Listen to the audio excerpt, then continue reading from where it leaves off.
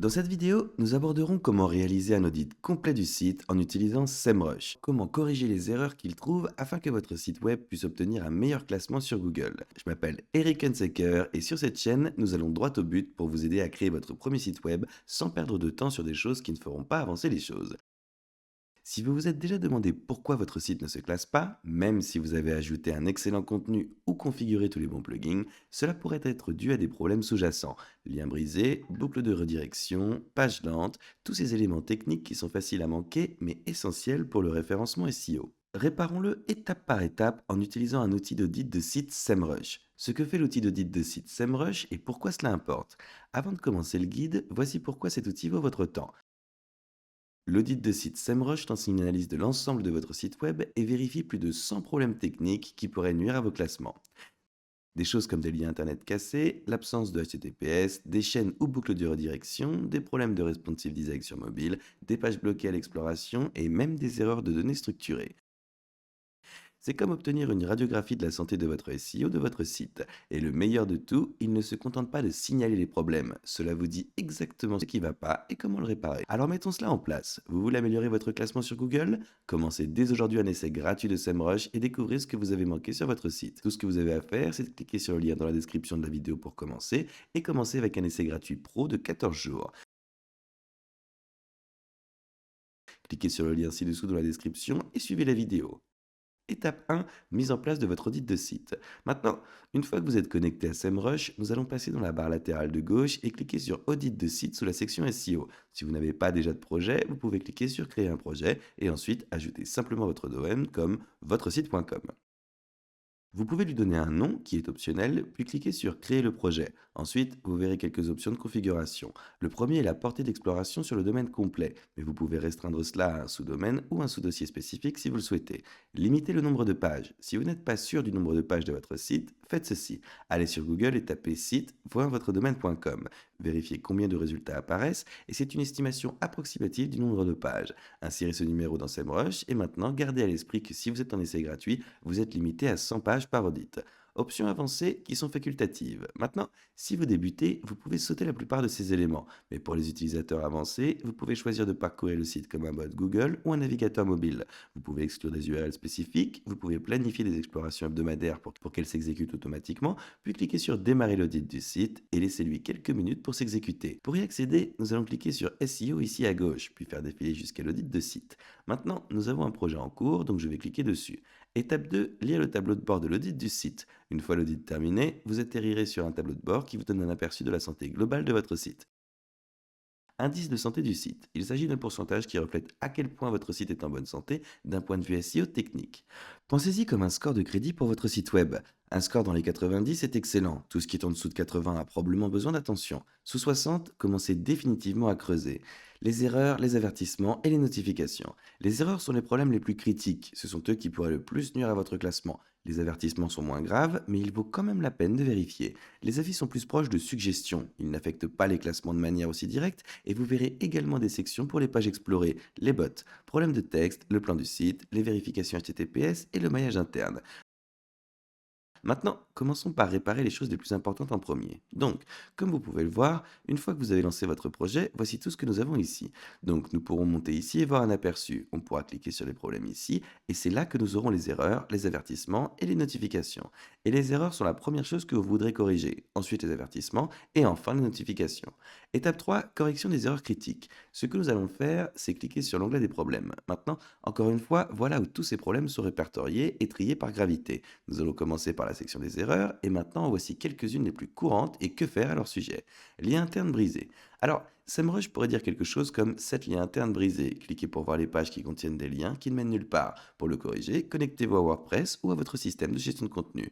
Modifiez la page concernée, mettez à jour le lien ou supprimez-le. Page avec des erreurs 4xx ou 5xx. Ce sont des pages qui renvoient une erreur not found ou une erreur de serveur. Les erreurs 404 signifient que les pages n'existent pas.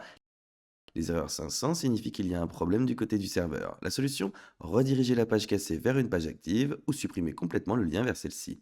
Les URL non sécurisées. Si votre site se charge en HTTP plutôt qu'en HTTPS, Google le considère comme non sécurisé.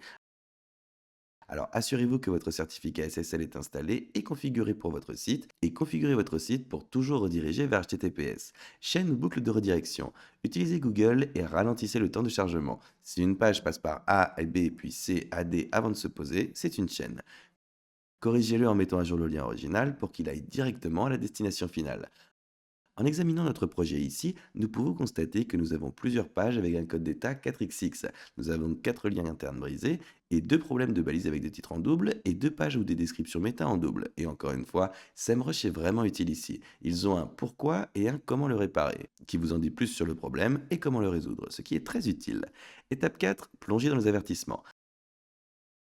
Après avoir corrigé les erreurs, passez aux avertissements. Maintenant, ces éléments n'entraîneront pas une chute immédiate de votre classement, mais il est quand même important de les corriger. Les exemples incluent des vitesses de chargement de pages lentes, des balises de titres ou des descriptions méta manquantes, des contenus dupliqués, des pages avec un faible nombre de mots, ou alors aucune liaison interne pointant vers elles. Chaque avertissement inclut un petit pourquoi et comment le réparer avec une infobulle. C'est super utile si vous n'êtes pas sûr de ce que quelque chose signifie. Vous pouvez ignorer ces éléments en fonction de la configuration de votre site, mais ils affectent de nombreuses pages. Il vaut la peine d'y regarder de plus près. Étape 5, examen des avis. Nettoyage facultatif. Encore une fois, les avis sont informatifs. Ils ne sont pas urgents et n'affectent pas directement votre classement, mais ils pourraient tout de même valoir la peine d'être examinés. Ces éléments tels que le texte d'encre vide sur des liens, des pages avec un seul lien interne, l'absence de balise H1 sur certaines pages, du texte alternatif manquant sur des images, si vous manquez de temps ou si vous voulez resserrer les choses, passez-les en revue et éliminez-en quelques-unes. Étape 6, reparcours de votre site après les corrections.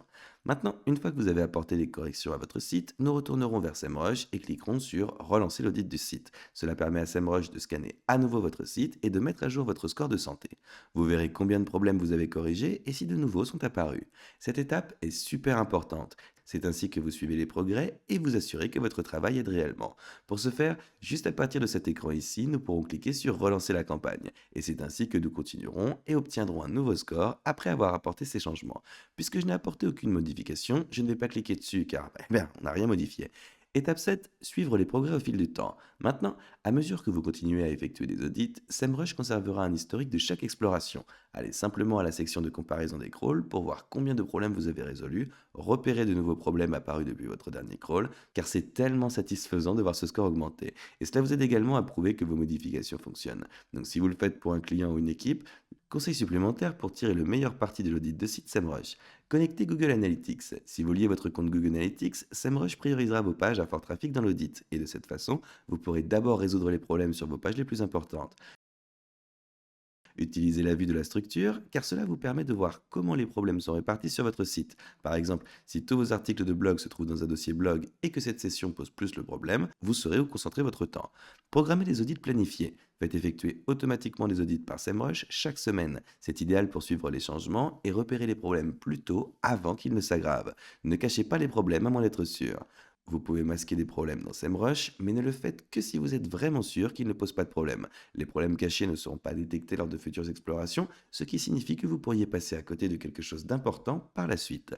Pourquoi cette chose compte réellement? Maintenant, soyons réalistes. Le référencement naturel n'est pas tape à l'œil, mais c'est le socle sur lequel repose tout le reste. Si votre site est rempli de liens cassés, d'erreurs d'exploration ou de problèmes de chargement, Google ne vous enverra pas de visiteurs.